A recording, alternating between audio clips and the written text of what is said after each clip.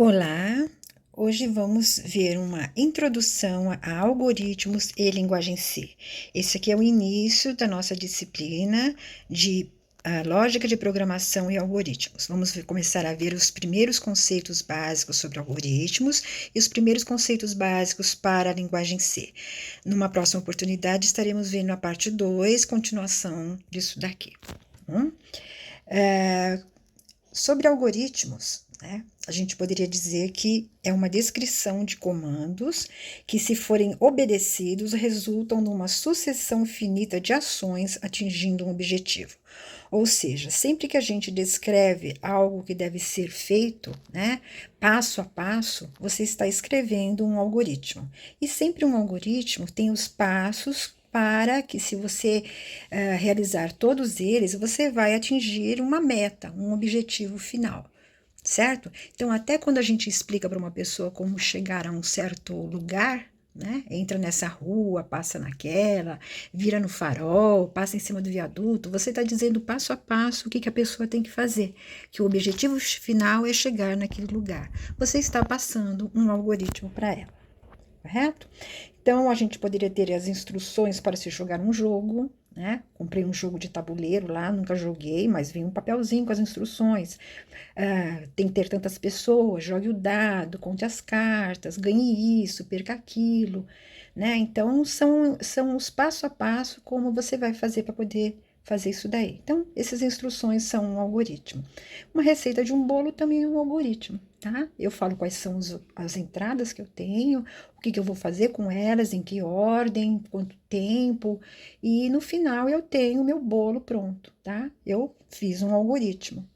Instruções para se instalar e usar um aplicativo, tá? Então, como eu vou instalar, como eu vou fazer, isso também alguém escreveu pensando no passo a passo que alguém futuramente estaria fazendo para resolver aquele problema.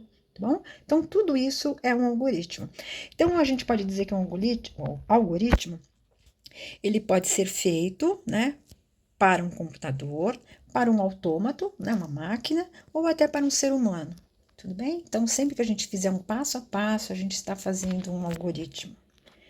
E diferentes algoritmos podem realizar a mesma tarefa usando um conjunto diferenciado de instruções em mais ou menos tempo, espaço ou esforço do que outros. Ou seja, eu poderia estar pedindo para cada um de vocês desenvolver um algoritmo para qualquer uma coisa que a gente pensasse, cada um de vocês ia pensar de uma maneira. Se eu fosse ver os passos, passo a passo que cada um escreveu, provavelmente chegaria naquele objetivo final. Mas muitos de vocês descreveriam isso muito detalhado, outros um pouco menos detalhado. Quer dizer, cada um pensa de um jeito, tá? Então, o ser humano, na verdade, quando descreve um algoritmo, tende a fazer isso. Tem as pessoas que detalham muito, tem as pessoas que não detalham quase nada, não ajudam nada. Mas na parte computacional, né, que a gente vai ver, que aqui os algoritmos para o computador, aí sim a gente tem que se preocupar com essas instruções que a gente vai passar. Então a gente vai ver que o algoritmo para computador tem que ser um pouco mais específico para aquilo que ele vai ser feito, tá? Que é isso que a gente vai ver nessa disciplina. Então, um algoritmo computacional ele pode ser descrito na forma de eu poderia criar um chamado pseudocódigo, ou português estruturado, ou Portugal. Os três nomes são idênticos, tá? É uma forma genérica, utilizando uma linguagem simples nativa. Ou seja, que nem no nosso caso aqui tá falando Portugal, né? Em português. Eu poderia, desde que eu conheça a lógica de programação, né? Que a gente vai ver agora, eu poderia estar descrevendo, dentro dessa lógica, quais os comandos em português que o computador deveria estar realizando para atingir aquele objetivo que eu quero, que era resolver o meu problema. Correto? Então, existe muitas vezes, a gente não precisa se prender a uma linguagem de programação ainda, porque não sabe qual vai usar, mas a gente já pode descrever isso, para tal a gente pode usar essa fase do pseudocódigo. Uma outra maneira também interessante é a chamada fluxograma, onde a gente usa diagramas e símbolos para expressar essa sequência de comandos. Então, no fluxograma é algo que a gente consegue ver um pouco melhor essa sequência, porque muitas vezes a gente vai desviar de caminhos, né? Eu vou por esse caminho ou vou por aquele, então eu tenho que criar todos aqueles caminhos, aqueles loops, né? Voltar para trás e para frente, sequencial ou não. Então eu tenho que pensar nisso daí. Então, às vezes, nessa parte aqui, fazendo ele no pseudocódigo, na forma textual, às vezes não fica muito clara, né? Para quem está vendo na gente fazendo para uma pessoa, ela entender muito bem esses desvios. E às vezes, num fluxograma, isso fica um pouco mais claro. Aqui na nossa disciplina, muitas vezes eu vou usar uns desenhos em fluxograma para vocês compreenderem um pouco aquela estrutura, né, de como os comandos estão dentro dela. E a outra forma seria utilizando a linguagem de programação, tudo bem? Que é um conjunto de regras sintáticas e semânticas, ou seja, eu tenho palavras pré-fixadas, tenho estruturas fixadas dentro dessa linguagem, e eu tenho que usar para poder descrever o meu algoritmo. Tudo bem? Então, hoje, quando a gente tem um problema para resolver, eu posso pensar na cabeça, passo a passo, o que ele deveria estar fazendo já dentro da lógica de programação, do meu algoritmo, correto? Depois eu aplico numa linguagem de programação, porque se eu não tiver essa linguagem de programação, eu não tenho como criar uma linguagem para que o processador da minha máquina execute o meu programinha, correto? Então, esse programa do computador, ele é essencialmente um algoritmo que vai dizer ao processador quais os passos que devem ser seguidos, né? Devem ser executados e em que ordem eles devem ser executados. Tudo bem? Então, um programa de computador é um algoritmo, tá? Só que ele está usando a estrutura da lógica de programação, que é aquilo que o processador da máquina entende. Então, o computador tem um processador, né? Vocês já viram falar em processador. Processador é o item, né? Dentro da máquina, do computador, que é o responsável por executar cada uma das instruções que a gente passar. O código, então, de um programa, né? Quando a gente cria um programinha de computador, a gente diz que a primeira fase que a gente tem, ele é chamado de fonte. O que é o fonte, então? O fonte é quando eu tenho, então, meu algoritmo, que eu já pensei, já bolei uma lógica para ele, peguei uma linguagem de programação, por exemplo, a linguagem C, que é a linguagem que a gente vai trabalhar esse semestre, e eu descrevo todo esse meu programinha, esse meu algoritmo, na linguagem C. Tá? Então, é uma linguagem textual, onde eu consigo ler o que está escrito lá, né? Então, a gente chama isso de uma linguagem de alto nível, que é uma linguagem que o ser humano entende. E eu digo que, então, isso tudo que eu descrevi, né, que eu editei lá numa determinada ferramenta, eu criei um fonte. Depois que eu tenho esse fonte, eu posso me utilizar de um compilador, a gente vai falar um pouquinho dele mais para frente. Esse compilador, então, é um software que vem junto com a linguagem que você está trabalhando. Então, no caso da linguagem C, eu usaria um compilador da linguagem C, que vai pegar tudo que eu escrevi aqui no meu fonte, comando por comando, vão verificar se eles estão de acordo com os comandos da linguagem C, de acordo com a estrutura. Se houver erros, ele reclama, ele fala tem tal erro em tal linha, assim por diante, a gente vai corrigindo lá no fonte. E uma vez que não tenha mais nenhum erro, esse compilador ele conseguiu criar um objeto. Então, o que é o objeto? É o que eu escrevi no fonte, passado para uma linguagem chamada linguagem de máquina. O que é linguagem de máquina?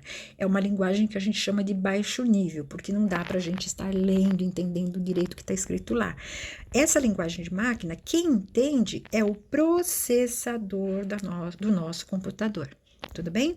Então, a gente trabalha com uma linguagem de alto nível para que ela seja transformada numa linguagem de máquina. Porque o processador da máquina, ele não entende C, ele não entende Java, ele não entende PHP, C Sharp, ele entende linguagem de máquina, que é a linguagem dele processador. Então, para ficar mais fácil para os programadores, existe essa transcrição. Bom, existe essa tradução do nosso código-fonte até chegar nesse objeto. Então, essa é uma fase intermediária.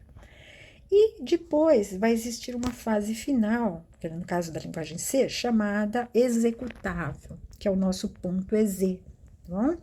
Então, o que que é esse ponto executável? Ainda é essa linguagem de máquina que está aqui. Só que nesse objeto que eu falei aqui em cima, é a tradução realmente de tudo que eu fiz aqui no fonte. No executável, ele pega tudo que tem no objeto e coloca mais alguma coisa. Ele agrega outras rotinas.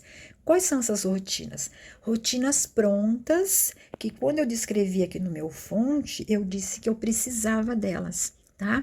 Então, a gente vai ver que existem bibliotecas, nós vamos falar delas mais para frente, bibliotecas de rotinas prontas, que são responsáveis por realizar certas funcionalidades, como entrada e saída de dados, impressão, transmissão de dados, cálculos matemáticos. Existem muitas coisas que já estão prontas, então esses códigos ficam prontos, armazenados em bibliotecas.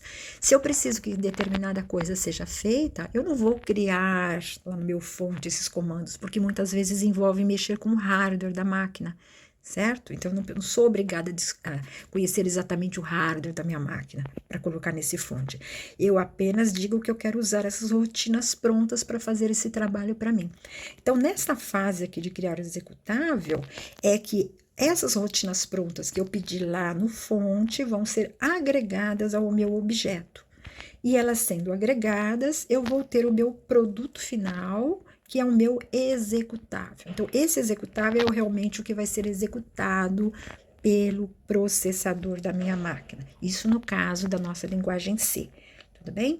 Então, isso significa que quando eu tiver esse executável, eu posso pegá-lo, levá-lo para um outro computador, que não é o meu, onde lá nem existe nada de linguagem C, nem compilador C, ambiente de C, nada disso. Eu levo apenas esse executável e mando executá-lo. Ele vai ser executado. Por quê? Porque ele é uma linguagem de máquina que o processador vai entender. E não necessariamente ele vai saber de onde veio. Não há necessidade dele saber. O importante é que ele entenda e esteja de acordo com o que ele entende lá dentro. Tudo bem? Então, é importante a gente conhecer esses conceitos, porque daqui para frente a gente vai falar muito, sim, né? O fonte, o executável, principalmente quando nós estivermos trabalhando na nossa... no nosso ambiente de criar esses fontes até chegar no nosso executável. Então, o ambiente que a gente trabalha hoje lá, a gente não passa por esse objeto, ele é meio transparente, tá? Mas ele existe como forma de processo, tá? Então, a gente vai editar um fonte, como resultado final, eu vou ter o meu executável. Tudo bem? A gente vai, ao longo do tempo, sempre estar falando desses termos, mas é bom a gente conhecer, né? Para saber o que está acontecendo. Então, falando então do compilador, como eu disse lá atrás, ele é um programa, tá? Então, ele também foi feito um fonte, né? Alguém escreveu esse programa, ele também foi compilado, virou um executável, e ele é um programa que é responsável por, a partir do código fonte que alguém escreveu numa linguagem de programação, criar um código objeto semanticamente equivalente, né? O que a pessoa queria, na linguagem de máquina. Certo? E essa linguagem de máquina vai ser específica para um certo processador e para um certo sistema operacional. Então, por exemplo, na linguagem C, se eu criar o meu fonte, eu vou usar estiver trabalhando numa máquina que tem o sistema operacional Windows, eu vou estar usando um compilador C para Windows. Se eu for para uma máquina que seja sistema operacional Linux, o que aconteceria? Eu precisaria pegar de novo o meu código fonte e compilá-lo, né, no compilador C para Linux, para criar um outro executável. Tá bom? Por quê? Porque aquele sistema operacional tem as suas diferenças. Então, isso que a gente tem que ver. Tem certas linguagens que não há diferença nisso daí. Por exemplo, a linguagem Java, a gente pode ter aquele intermediário que a gente trabalha e ele é independente desses sistemas operacionais. Tá? Você não precisaria estar recompilando nada, você já pode levá-lo, mas em compensação, dentro da máquina, você tem que ter certos componentes do Java que vão te ajudar a aquela linguagem máquina a ficar inteligível para o processador. No caso da linguagem C, não há necessidade de você ter mais nada de C, correto? Bom, continuando, nós temos ainda, além do compilador, temos o interpretador. também. Ele também é um programa que também lê um código-fonte, né, de uma linguagem de programação, e e converte isso em código executável, né, à medida que está sendo executado o programa. Então, ele é muito diferente do compilador. O compilador, ele age antes desse programa ser executado, tá? Ele deixa como produto final o código executável para aí ser executado. O interpretador, não. Ele já pega o fonte, já começa a executar cada um dos comandos. Então, ele vai comando por comando que tiver lá, ele transforma em linguagem de máquina e já manda o processador executar. Tá bom? Então, é uma execução já direta, tá? PHP trabalha dessa maneira aqui. Processamento de um programa, então. Nós temos aqui, eu fiz um desenho básico aqui, né? Na verdade, envolve muito mais coisa aqui, mas é só para a gente situar a nossa parte do programa. Nós temos um processador, a memória e um disco, né? Pode ser um disco fixo, um pendrive, alguma coisa assim. Então, o que vai acontecer nesse disco? Esse disco é um meio físico permanente, onde ficam armazenados dados, né? O meu programa fonte, objeto e executável. No caso da linguagem C, no ambiente que a gente vai trabalhar, ele já nem cria o objeto, ele só deixa o fonte e o executável. Ou seja, quando eu tiver o meu programinha fonte, eu sempre salvo ele em disco, o meu executável salvo em disco, tá? Porque o disco é um meio físico permanente. Se meu computador estiver desligado, os dados estão salvos lá, tá? Então, é um meio de a gente salvar as coisas. Agora, a memória do computador, né, a memória RAM, ele já é um meio físico volátil e temporário, ou seja, se o meu computador desligar, eu perco tudo que está lá dentro, porque ele passa energia elétrica lá dentro, tá bom? Os bitzinhos são ligados ou desligados, são a corrente elétrica que passa. Então, é o seguinte, quando eu preciso executar um programa, o meu programa que está armazenado aqui dentro, o meu executável, ele vem para a memória, porque é lá que ele tem que estar armazenado na hora da execução do meu programa. Então, se eu preciso executar um programinha, o sistema operacional vem na minha memória, reserva um espaço de memória suficiente para caber o meu código executável e caber os outros dados que eu vou trabalhar nesse programa. E alguns dados do próprio sistema operacional para o programa. E eles ficam todos armazenados ali, porque é ali que o processador vai começar a trabalhar. Então, o processador, ele vem e pega comando a comando, leva para ele, o processador, ele tem um local dentro dele que ele verifica que tipo de comando é para ser realizado. Não se esquecendo que esses comandos já estão em linguagem de máquina, né? Que a gente comentou lá atrás. Então, ele vai pegar cada um desses comandinhos, vai ver o que é para fazer e ele executa. Tudo bem? Então, vai executando, tem essa troca, ele traz as coisas. Se alguma coisa precisa ser guardada em discos, por exemplo, uns dados de um arquivo, ele vem e guarda num disco e assim por diante. Mas então, não esquecendo, o processador é aquele que processa e executa os comandos de um programa executável que se encontra, então, na memória do computador. Vamos ver agora conceitos básicos. Vamos entrar propriamente agora nos nossos algoritmos, nossos programinhas, tudo bem? Já voltando para a linguagem C. Então, vamos começar a partir de dados. O que seriam dados? São valores que são manipulados pelo nosso programa. Então, provavelmente, quando a gente escreve um programinha, a gente vai trabalhar com dados que alguém até pode digitar ou pode estar armazenado no computador, num disco, vai receber por transmissão, eu vou manipular dados de cálculos e assim por diante. Então, são valores que eu vou manipular no meu programa. Muitas vezes, esses resultados desses valores eu vou estar mostrando para o usuário, porque ele precisa ver, né? Então, tudo isso eu vou escrever naquele meu algoritmo, como eu vou trabalhar com esses dados, com esses valores. E esses dados, então, a gente diz que eles podem ser constantes, né? São aqueles que não sofrem alteração no decorrer da execução do meu programa. Ou seja, por exemplo, 3, a letra A, uma mensagem, um número decimal. Esses valores aqui significam que eu coloco esses valores nos comandos e eles são utilizados sempre que o programa for executado. Então, por exemplo, se eu tenho um número lá que eu sempre multiplico por 3, Toda vez que eu executar esse programa, ele sempre vai ser multiplicado por 3. Por quê? Porque esse 3 é uma constante lá no meu programa. Tudo bem? Então, essa mensagem de erro, sempre vou colocá-la se acontecer alguma coisa, é alguma coisa fixa. Tá? Se eu precisar mudar esse 3 para alguma outra coisa, eu tenho que ir lá no meu fonte e alterar os comandos. Tudo bem? Porque ele é algo fixo, é uma constante. Então, eu já coloquei até aqui para vocês verem que a letrinha A é uma letra sozinha, ela tá com aspas simples, tudo bem? A gente tem que se acostumar com isso daí.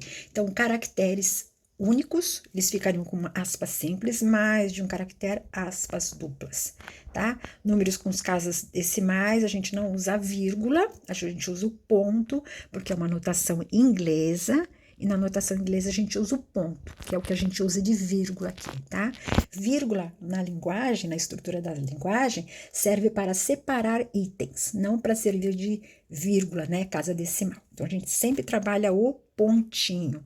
Você pode mostrar para o usuário final numa tela a vírgula, pode permitir que ele, se ele fosse digitar um número com casas decimais, digite a vírgula, mas internamente isso é representado como ponto decimal.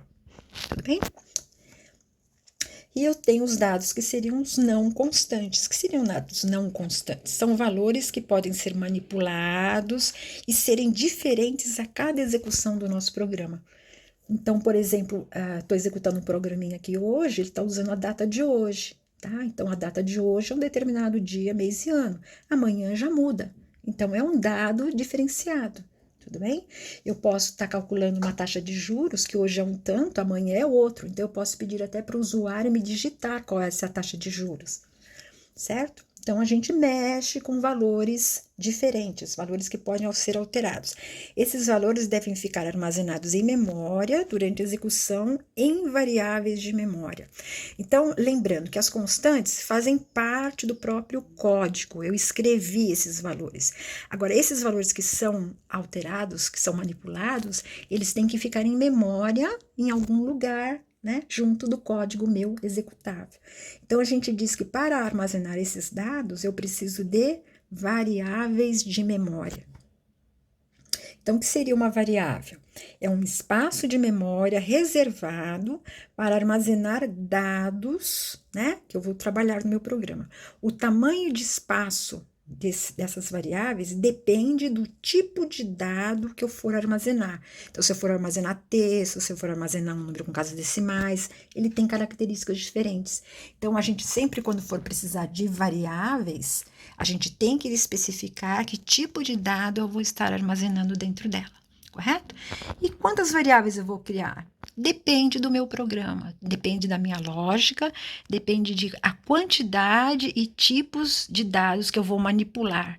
Dependendo dessa quantidade, lá no meu fonte, eu já vou determinar essa quantidade de variáveis. E ela, na hora que o meu programinha for ser executado, vai ser reservado espaço na memória, tá? Para que caibam essas variáveis que eu estou solicitando. Tudo bem? Então, como a gente estava falando lá atrás dos dados que tem que ter tipos, na linguagem C, a gente tem 4 tipos primitivos de dados. O primeiro deles a gente chama de char, a gente escreve exatamente do jeitinho que está aqui em vermelho, char, minúsculo sempre, que é a abreviação de character, caractere, né? Se uma variável for reservada para colocar um char, alguma coisa char, lá dentro vai caber apenas um caractere. Tá bom? Esse caractere pode ser uma letra, maiúscula ou minúscula, pode ser um dígito numérico de 0 a 9, podem ser aqueles caracteres especiais que a gente conhece.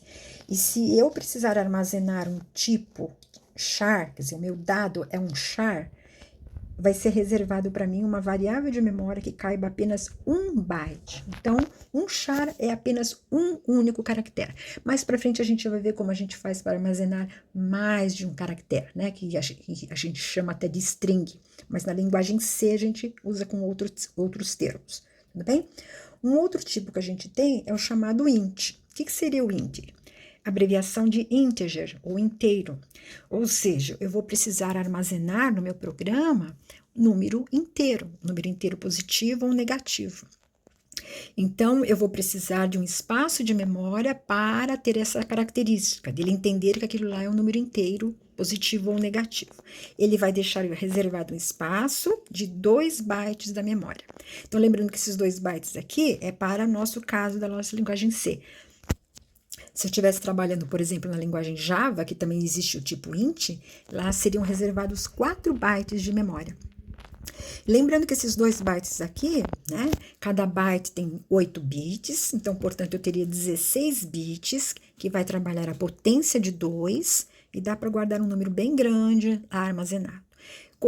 Na linguagem C, a gente ainda tem uns modificadores que a gente pode colocar, chamado, por exemplo, long, que eu posso aumentar o tamanho desse espaço para guardar alguma coisa, tá bom? Mas a gente vai sempre repetindo esses tipos, a gente vai reforçando essas ideias. Outro tipo que a gente tem, terceiro tipo, é o chamado float. Float é a abreviação de floating. Floating, traduzindo para o português, seria a palavra flutuante, tá? É que nós chamamos um número com casas decimais de ponto decimal, né? Mas no inglês eles chamam de ponto flutuante. Então, aquele ponto flutuante é a nossa virgulazinha que separa a parte inteira da parte decimal. Então, eu estou dizendo que se eu precisar manipular dados que tenham casas decimais, eu vou precisar de um espaço de memória, né, de uma variável, no caso 4 bytes, para poder armazenar esse meu número float. Tá bom? A gente chama de números reais, que são os fracionários, podem ser positivos ou negativos. E temos também o double. O double seria os números reais também, são os fracionários positivos e negativos, mas de dupla precisão, para números com muitas casas decimais. Eles ocupam, no caso, 8 bytes de memória, certo? Ele põe a exponenciação de uma forma mais abreviada e consegue colocar muitas casas decimais. Então, esses 4 aqui são os 4 tipos que a gente chama primitivos da linguagem C. São os básicos. A partir disso, existem outras coisas que a gente pode estar trabalhando, certo? Como é que eu faço para declarar variáveis que eu vou precisar no meu programinha na linguagem C? Então, eu tenho que escrever desse jeito. Eu coloco o tipo, né? Que é um daqueles tipos que a gente viu lá atrás, char, int, float ou double, e na frente uma lista de variáveis, uma ou mais variáveis que vão ser do tipo que eu estou colocando lá, terminados por ponto e vírgula. Então, por exemplo, eu poderia ter uma variável chamada letra, e ela é do tipo char. O que eu estou falando aqui? Eu estou dizendo que eu preciso reservar na memória 1 byte para guardar um caractere. Agora, por que eu chamei de letra? Pelo seguinte, quando eu estiver descrevendo o meu programa na linguagem C, sempre que eu precisar me referenciar àquele lugarzinho char para guardar aquele meu caractere, eu vou chamá-lo de letra. Então, isso aqui é um nome de batismo que eu vou dar para ele, tá bom? Então, sempre que eu me referenciar à letra, é aquele espaço único na memória de 1 byte, onde eu vou estar manipulando alguma coisa lá dentro dele. Ou jogando alguma coisa lá, ou pegando alguma coisa lá, e assim por diante. Bom, aqui a minha lista de variáveis só teve uma variável. Então, eu coloquei o tipo, o nome da variável e já coloquei o ponto e vírgula. Aqui temos uma lista com 3 variáveis. Elas são do tipo int, ou seja, eu estou pedindo que seja reservado na memória 3 espaços, de cada um com 2 bytes, porque o int usa 2 bytes. Um deles vai ser chamado de num, o outro vai ser chamado de x e o outro vai ser chamado de valor 1, correto? 3 deles, todos eles são int. Então, cada um deles vai ocupar 2 bytes. Então, reparem que na lista, ó, eu usei vírgulas, terminou, eu coloco o ponto e vírgula. Então, ponto e vírgula é algo que a gente tem que aprender a se acostumar, a usar, porque ele é muito importante e faz muita diferença, às vezes, o ter ou não ter, tá bom? Então, se eu não quisesse colocar a lista inteira de ints, eu poderia ter colocado assim, int num, ponto e vírgula, na linha de baixo, int x, ponto e vírgula, int valor 1, ponto e vírgula. Poderia ter separado eles todos assim. Se eu separar todos, cada um tem que ser acompanhado do seu tipo. Ou se eu quiser, eu posso fazer alguma coisa do jeitinho que tá aqui. Tudo bem? Então, não esquecer o ponto e vírgula no final e saber que sempre tem um tipo antes, porque esse tipo me diz quanto de espaço de memória cada um desses lugares vai ter. Eu coloquei aqui, então, se vocês estão vendo nomes de variáveis com uma letrinha só, outras com mais de um caractere, outras usando números. É possível você usar um número, mas o primeiro caractere nunca pode ser um algarismo, tá? Sempre tem que ser uma letra. E pode ser também underline, que a linguagem C permite o primeiro caractere ser underline. Você pode fazer combinação de palavras, né? Juntar mais de uma palavra, mas não deixando nunca espaço no meio. Isso é muito importante, tá? Então, às vezes a gente quer criar uma variável chamada, sei lá, salário atual. Eu não posso criar uma variável chamada salário espaço atual, tá? Uma vez que você colocou um espaço, você terminou o nome daquela variável. Então, ou você deixa tudo grudado, ou você coloca um underline, tá? Mas nunca o tracinho no meio, nunca o hífen, porque o hífen é um sinal de menos. Ele significa outra coisa na linguagem, certo? Mas a gente vai sempre estar repetindo isso, vou estar reforçando essas coisas para vocês. Na declaração, então, as variáveis já podem ser inicializadas com valores. Por exemplo, eu poderia estar criando aqui três variáveis, no caso, tá? Estou criando uma x, uma y e uma chamada z. Todas as três são do tipo int, tá? Só que na x, eu quero que seja reservado o espaço de 2 bytes para ela, mas já seja colocado o número 100 lá dentro. Lembrando que nunca vai ser escrito 100, tá? Esse 100, ele é convertido na base binária, valores de bits, e esses bits é que vão estar ligados ou desligados para representar o número 100, dentro daquele espaço dos 16 bits, que é o inteiro. No espaço, né, de 2 bytes, que eu chamei de y, eu já quero que seja armazenado dentro dele o número 4, também na forma de bits. E a variável z, também é uma outra inteira, também quero que seja reservado 2 bytes para ela, mas essa eu não quero que seja inicializado com nada. Então, futuramente, dentro do meu código, eu vou estar colocando alguma coisa lá dentro. Tudo bem? Então, é possível que nem quando a gente está declarando variáveis, só reservar o espaço dando nomes, ou então já armazenando alguma coisa lá dentro, certo?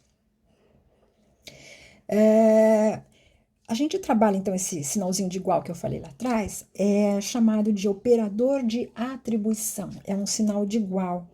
Esse sinalzinho de igual, que é atribuição, ele atribui ou armazena um valor a uma variável que tem que estar à esquerda deste operador, tá? Então, existe uma certa regrinha de como a gente faz para jogar alguma coisa dentro de uma variável. Então, a gente viu o que é uma variável? É um espaço de memória que eu reservo, né? Na hora que eu estou fazendo meu fonte, né? Eu já reservo porque eu vou precisar manipular alguma coisa.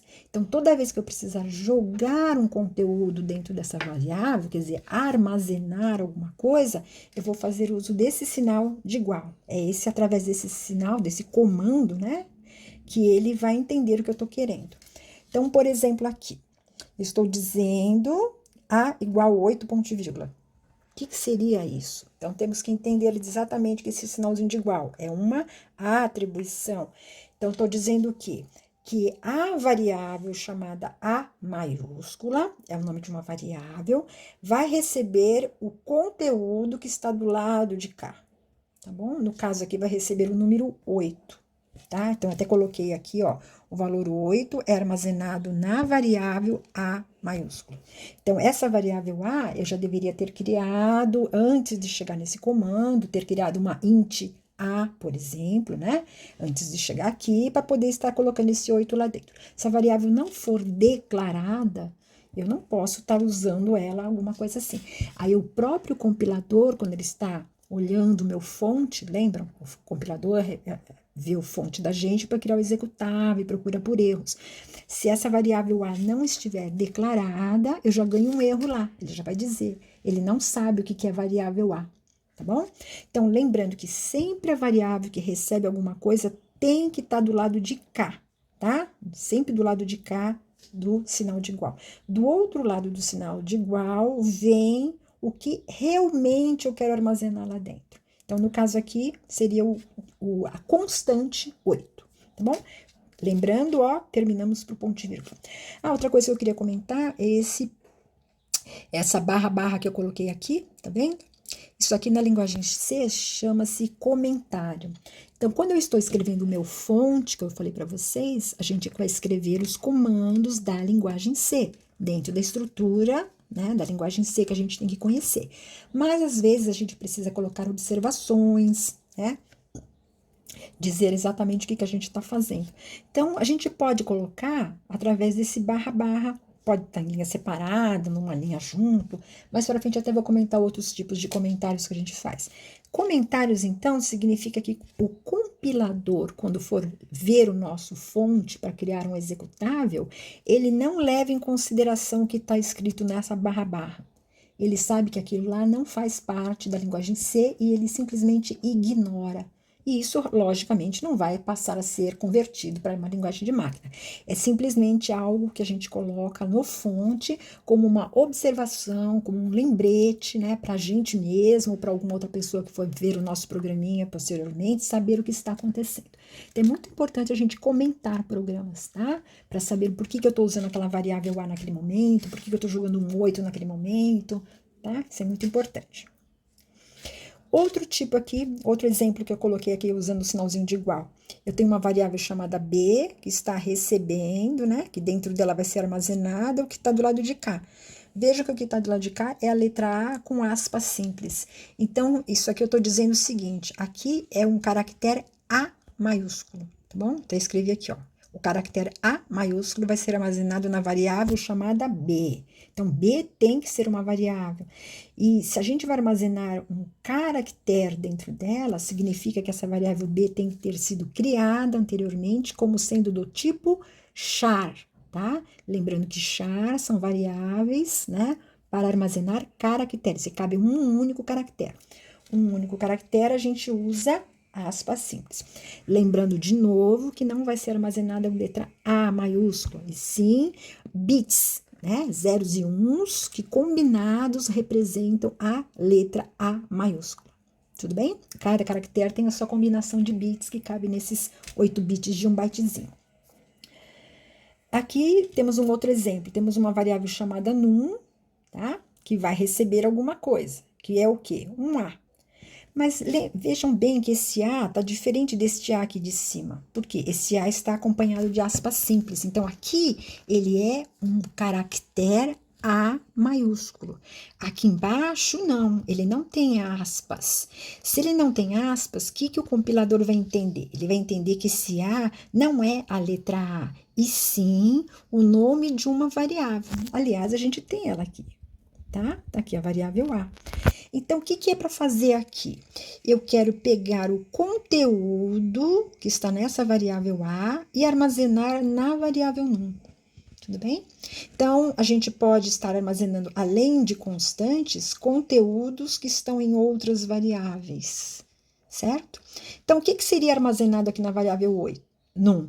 Se a gente reparar aqui, a nossa variável A, nesse código aqui, ela tinha recebido o número 8. Correto? Então, este 8 é armazenado na variável chamada num. Um detalhe muito importante, o 8 não deixa de existir aqui só porque ele vai para cá. Não é o retirar, tá? É um copiar-colar, tudo bem? Ou seja, depois desse comando aqui, tanto a variável A maiúscula como a variável num, as duas vão ter o valor 8 armazenado dentro delas, certo? Aqui eu até coloquei um outro tipo, tem uma porção de atribuições, é algo que na linguagem C a gente consegue fazer. Vejam aqui que eu tenho uma variável chamada x, uma y, uma z, né? E tem um zero aqui no final. O que eu estou querendo fazer aqui? Eu precisava, nesse caso aqui, armazenar o número zero nas 3 variáveis, tá? Tanto x como o y como o zero precisariam receber tanto x, y e z precisariam receber o valor zero. Então, em vez de eu fazer assim, x igual 0, ponto e vírgula, y igual 0, ponto e vírgula, z igual 0, ponto e vírgula, eu fiz numa linha só, tá? Um comando único. Como é que isso aqui funciona? Ó, ele começa sempre daqui para cá, não é? Que a gente viu, sempre aqui, vai para lá. Então, ele começa aqui, ó, ele pega o 0, armazena na z. Então, z ganhou um 0. Aí, ele pega o que está no z, que é um 0, armazena no y. Então, y ganhou um zero. Depois pega o que está na y, que é um zero, e armazena na x. X também ganhou um zero, tá bom? Então, num comando desse tipo aqui, eu consegui de uma vez só colocar 3 algarismos zeros dentro dessas 3 variáveis, certo? E aqui embaixo eu fiz até um desenhinho para simbolizar que na memória, né, existem os espaços com alguma coisa. Então, lembrando que aqui em cima, quando a gente jogou o 8 na A, o 8 veio parar aqui. A B recebeu o A maiúsculo. A num recebeu o conteúdo de A, que era o 8. Então, ó, este 8 também foi copiado para cá, copiado colado. Então, ó, A ficou com 8, num ficou com 8. A X, a Y e a Z, as 3 ficaram com o 0 que foram colocados lá. Quer dizer, que após a execução desses comandinhos, as minhas variáveis teriam esses conteúdos. Tudo bem? Vejam que eu coloquei os nomes das variáveis aqui embaixo. Algo muito importante para vocês saberem também é o seguinte: os nomes das variáveis não vão para a memória, tá bom? Elas fazem parte do código-fonte. Elas servem apenas para nós nos referenciarmos a elas, a esse lugar. Então, toda vez que eu falar de X, eu estou falando deste lugar de memória, mas lá não tem a palavrinha X, tá? Só existe o byte, os bytes lá com o conteúdo, tá? Mas na hora que aquilo vira código de máquina, linguagem de máquina, né? É marcado o endereço de memória de onde vai estar armazenado isso daí, tá? Então, é só para vocês saberem que não tem lá, que a gente é simplesmente para exemplificar, para mostrar como fica na memória, eu acabo colocando o nome das variáveis aqui embaixo, tá? Mas lembrar que só existem os espaços com os seus conteúdos. Mas para gente, na linguagem, por isso que a gente chama linguagem de alto nível, basta a gente escrever com os nomes direitinho que o processador vai estar indo lá no lugar certinho que a gente falou, correto? Por isso que as variáveis, a gente tem que nomeá-las. Continuando, a gente vai ver os operadores aritméticos, tá bom? Nós temos os 5 operadores aritméticos básicos para trabalhar na linguagem C, né? Que são os caracteres que a gente já até conhece em teclado, em calculadora, né? A soma, a subtração, a multiplicação e a divisão. A divisão a gente tem 2 tipos, tá bom? Nós temos a barrinha inclinada, que é o comunzão da gente, né? Que é uma divisão onde a gente divide alguém por alguém e o resultado, né? É um quociente. Então, quociente é uma parte da divisão que é o resultado da divisão. Por exemplo, se eu dividir 8 por 2, né, usando a barrinha, eu vou ganhar o número 4, né, que é a divisão, é o quociente. Então, quando eu uso a barrinha, eu ganho o quociente. Se eu usar o operador aritmético porcentagem, que não tem nada a ver com porcentagem, eu ganho o resto da divisão. Bom? E esse tipo de porcentagem aqui, esse símbolo, só pode ser usado para dividir números inteiros. Nunca um deles pode ser fracionário.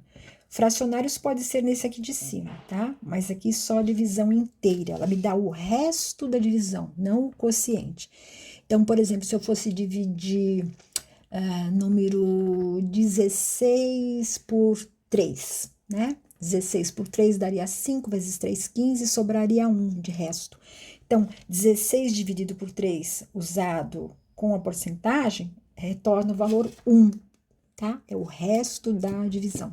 Para que eu preciso de resto? A gente vai ver algumas utilidades importantes dele lá para frente, tá bom? E quando a gente precisar trabalhar porcentagem, eu vou explicar para vocês como que a gente vai trabalhar. Nunca é este operador aqui, tá bom? Continuando, vamos ver alguns exemplos, então. Eu tenho uma variável A, onde eu joguei um 6, a gente já viu lá atrás, né? O sinalzinho igual significa armazenamento. 6 é armazenado na variável A. Aqui agora, ó, já mudou um pouquinho a nossa história, né? Como a gente agora tá vendo operadores aritméticos, a gente tá vendo que numa variável pode ser armazenado o resultado de uma expressão aritmética. Então, eu a descrevo do lado de cá, tudo bem? Então, o que está acontecendo aqui? Só nessa linha aqui tem 2 comandos. Tem um comando de armazenamento e tem um comando de soma. Qual que é feito primeiro? Primeiro é feito da soma. Por quê? Porque algo tem que estar único para ser armazenado em X. Então, primeiro tem que ser resolvida essa soma. O que é A mais 2?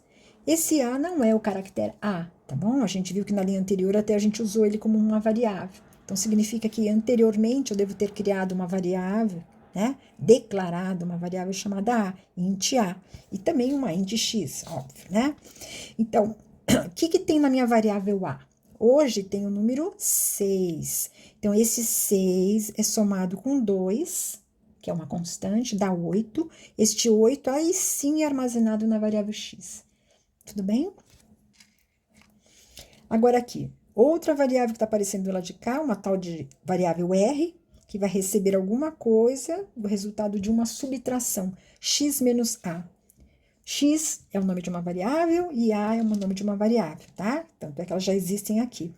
Então, é para fazer X, pegar o conteúdo de X, subtrair do conteúdo de A, ou o resultado armazenar na variável R.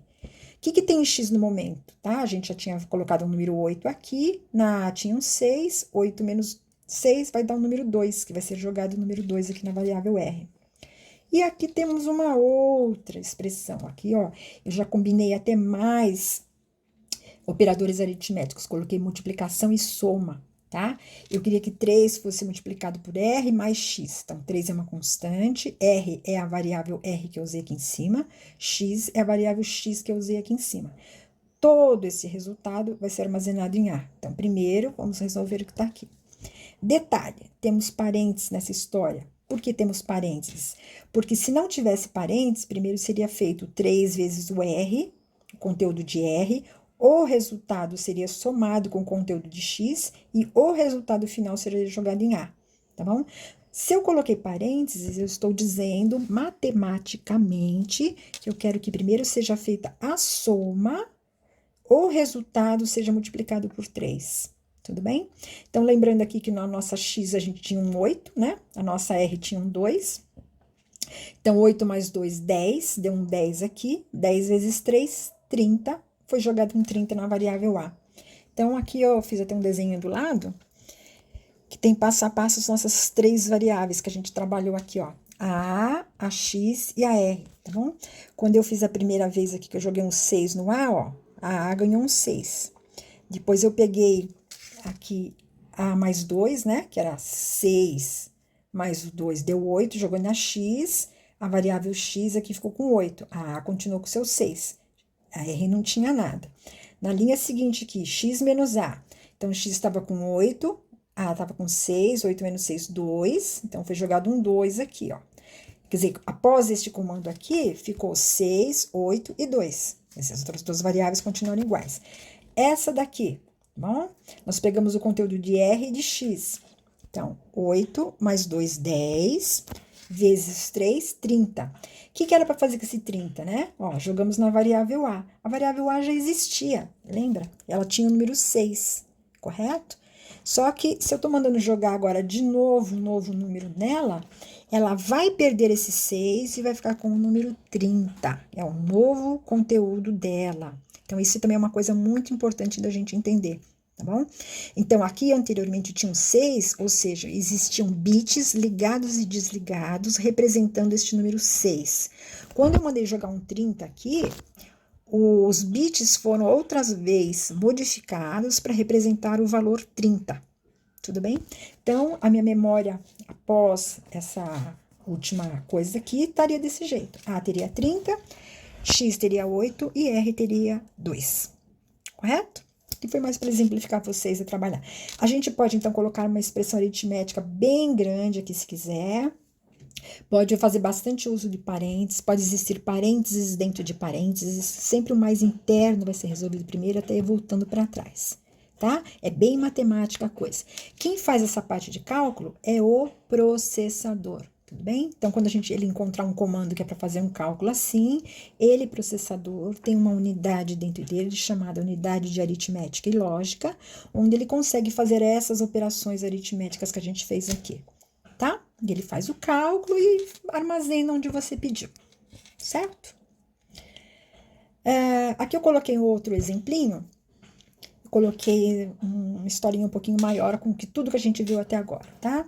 Nós declaramos aqui eu fiz já mais completinho, que temos aqui 6 variáveis, A, B, C, D e F, todas 6 são do tipo inteira, ou seja, cada uma delas vai ocupar 2 bytes de memória, e em cada uma delas eu vou poder armazenar um número distinto inteiro, tá bom?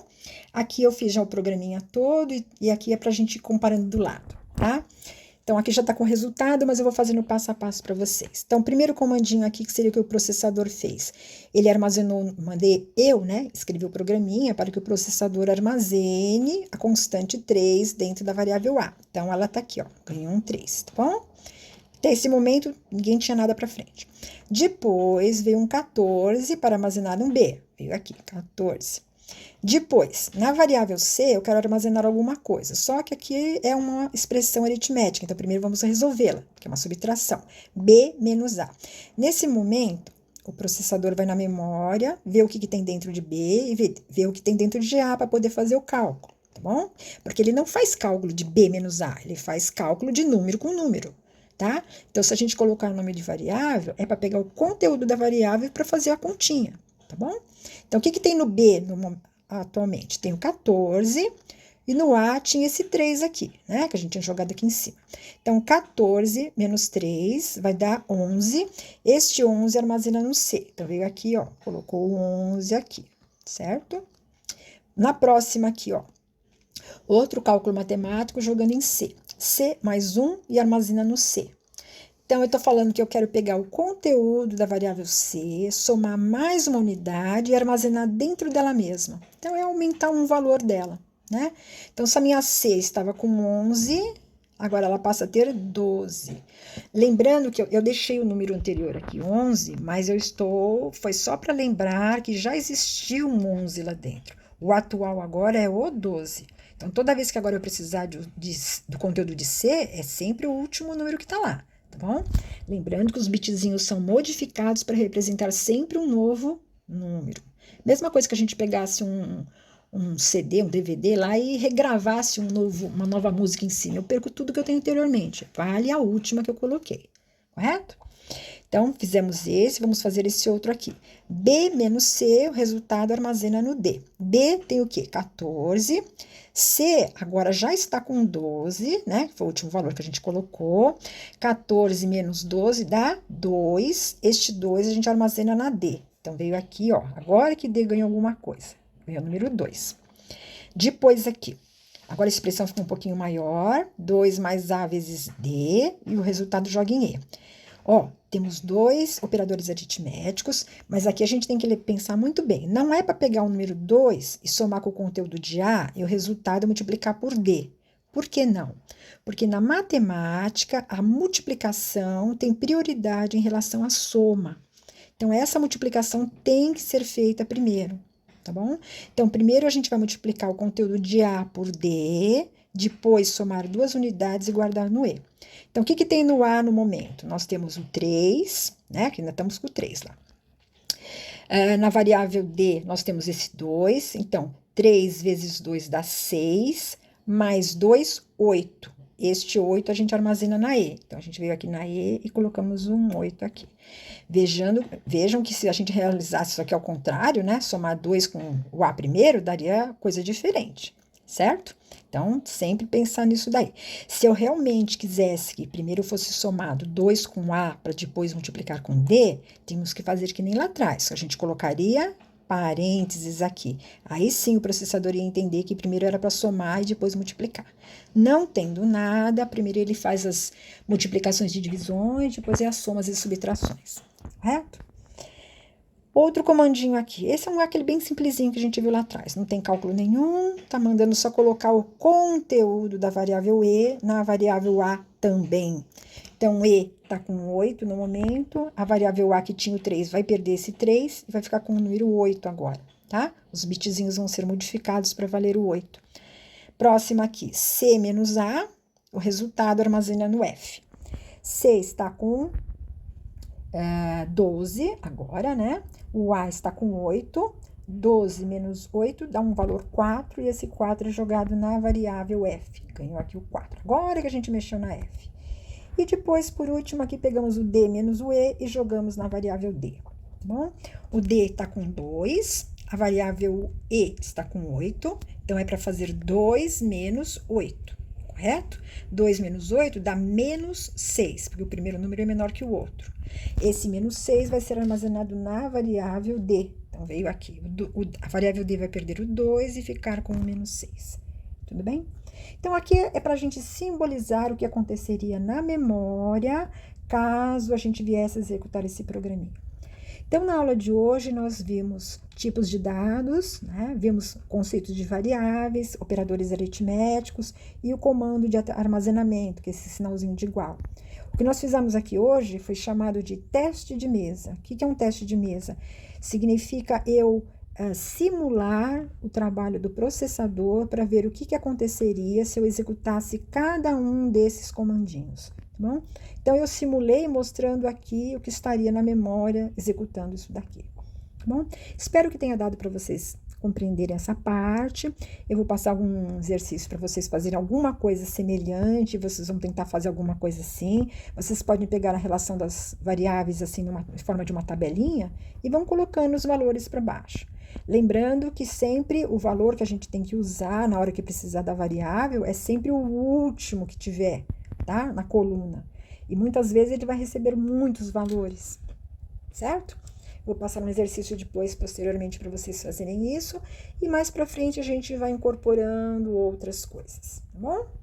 E vamos ficar por aqui hoje, vendo a nossa parte 1. Na outra aula veremos a parte 2, continuação. Muito obrigada.